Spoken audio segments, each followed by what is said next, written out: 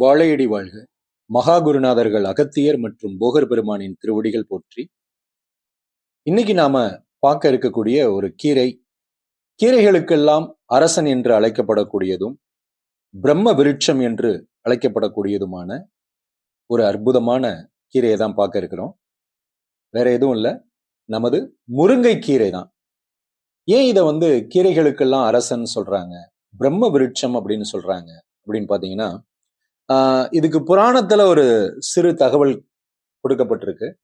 என்ன அப்படின்னா, அமிர்த துளிகள், அதாவது தேவலோகத்திலிருந்து அமிர்த துளிகள் பூமியில 2 துளி விழுந்ததாகவும் அதுல ஒரு துளியிலிருந்து துளிர்த்த ஒரு மரம் தான் முருங்கை மரம் என்றும், மற்றொரு துளிரிலிருந்து வளர்ந்த மரம் தான் நெல்லி மரம் என்றும் குறிப்பிடப்படுவதுண்டு. அப்ப இந்த நெல்லியும் சரி முருங்கையும் சரி அமிர்தத்துக்கு ஒப்பானது அப்படிங்கிறத ஞாபகத்தில் வச்சுக்கோங்க. ஆனா நாம அதை பெருசா பயன்படுத்துறதே இல்லை. இது ஒரு விதமான திட்டமிட்ட அழிப்பாகவே இன்னைக்கு மாறிடுச்சு. முந்தி எல்லா வீட்லையுமே ஒரு முருங்கை மரம் நிச்சயமா இருக்கும்.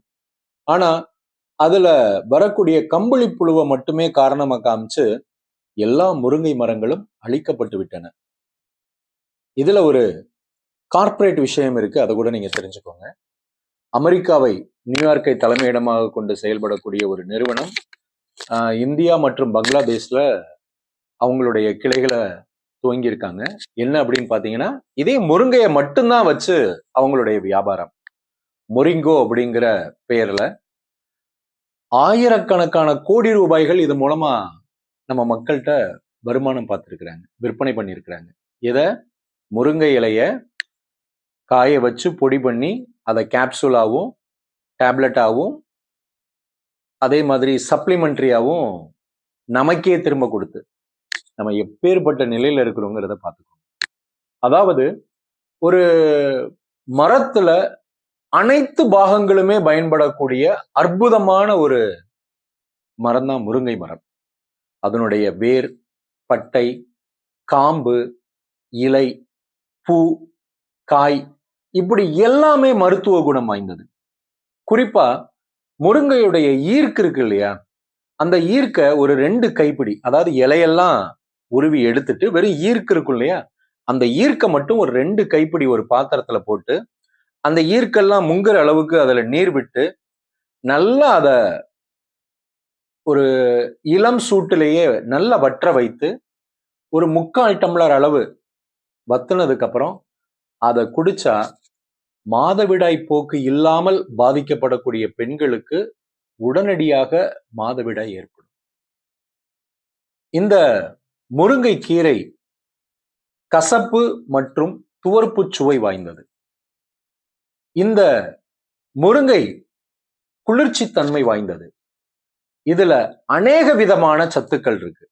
புரதச்சத்தா இருக்கு, சுண்ணாம்பு சத்தா இருக்கு, விட்டமின் ஏவா இருக்கு, விட்டமின் பி இருக்கு, விட்டமின் சி இருக்கு. இதோட நம்ம சரும பாதுகாப்பு, அதுக்கு விட்டமின் இ தேவை, அதுவும் நிறைவா இருக்கு. அதனால இது ஒரு ஆன்டி ஏஜிங்காவும் செயல்படக்கூடியது, அதாவது முதுமையை தள்ளி போடக்கூடியது. அதான் ஆரம்பத்திலே சொன்னோம் இல்லைங்களா, நீங்க நெல்லிக்காயோ முருங்கையோ நீங்க பயன்படுத்துனீங்கன்னா அமிர்தத்திற்கு ஒப்பான பொருட்கள் இவையெல்லாம்.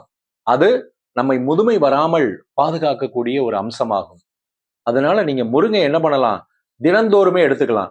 எப்படி எடுத்துக்கலாம், முருங்கை இலைய நீங்க பறிச்சு நிழல்ல காய வச்சு அதை பொடி பண்ணி கூட நீங்க உணவுல எடுத்துக்கலாம். அதை நீங்க சூப்பா பயன்படுத்தலாம். இன்னைக்கு எவ்வளவோ விஷயங்கள் வந்துருச்சு. இன்னைக்கு ஸ்மூத்திலாம் இன்னைக்கு சாப்பிடுறாங்க நிறைய. சோ அது மாதிரி கூட நீங்க என்ன பண்ணலாம், முருங்கைய தாராளமா பயன்படுத்தலாம். முருங்கை காய் ரொம்ப ஆரோக்கியமானது. இதுல ஆக்சிஜனேற்ற பண்புகள் இருக்கிறதுனால நரம்பியல் சார்ந்த பாதிப்புகள் வராம பாதுகாக்கும்.